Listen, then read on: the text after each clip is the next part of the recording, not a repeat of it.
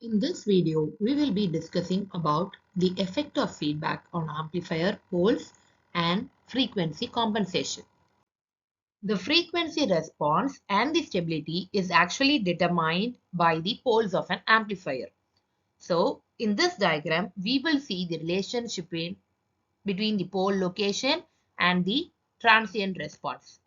So, when the poles are actually located on the j omega, that is the imaginary plane, then we have the sinusoidal oscillations. And when the poles are located to the left hand side, it indicates that the system is stable, and we can see here the decaying oscillation response.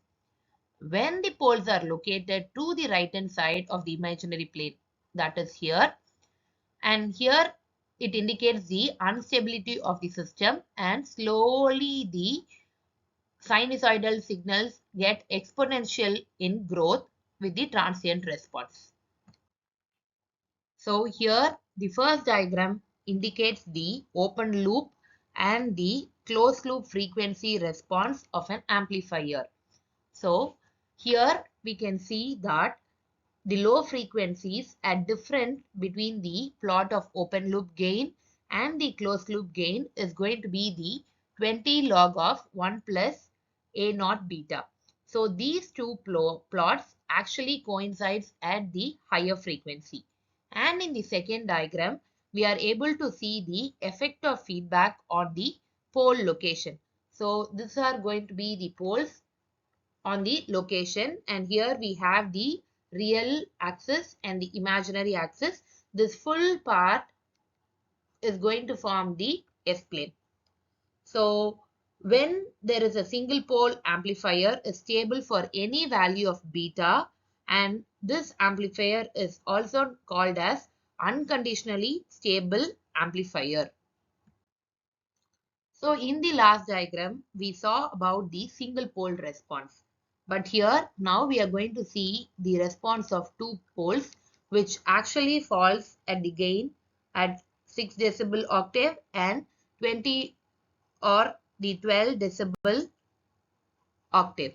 So when this loop gain is going on further increasing, the poles become the complex conjugate, where we introduce the diagram called as the root locus. So this root locus diagram is obtained by increasing the loop gain, and here this root locus diagram of an amplifier is for two poles. So if you have see here, this is going to be the one pole and other one is going to be the second pole. This is the response of an amplifier with two poles for different values of Q. From this diagram, we can infer that Q has different values ranging from 1, 0.707, 0.5 and 0.3. We are discussing about Q. So what is this Q? This Q is going to be the pole quality factor and is actually given as 1 by 2 lambda.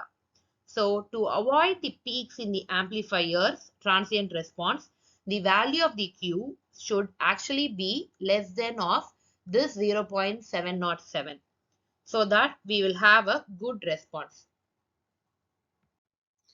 So far, we have been discussing about the single pole, two poles, and even three poles. So the feedback amplifier will actually become unstable if it is going to have more than two poles.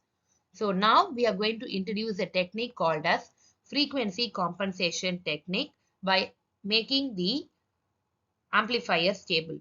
So this is going to be the dominant pole compensation by adding of the poles. So see here, this is going to be the phase margin before the compensation, and after the compensation the phase margin is going to be slightly varied, and the same for the magnitude plot. The first one is indicates the magnitude plot and the second indicates the phase plot. So how are we going to implement this dominant pole compensation? This can actually be introduced by inserting the value Cx, which actually acts the break frequency to the basic amplifier. So this is implemented by actually adding a capacitor with respect to the resistance in the particular amplifier. This particular indicates the Miller compensation. As usual, we are going to introduce the capacitor connection in between the input and the output signal of a multi-stage amplifier, and this is going to be an equivalent circuit for the particular amplifier diagram. So here we have the input capacitor, and this capacitor is going to be in additional, which is going to be the Miller compensation. Here Ci and Ri is going to be the total resistance and the capacitance, and Cx is going to be the introduced capacitance for the Miller capacitance, and Gm is going to be the transconductance, and R0 and C0 is going to be the output resistance and output capacitance.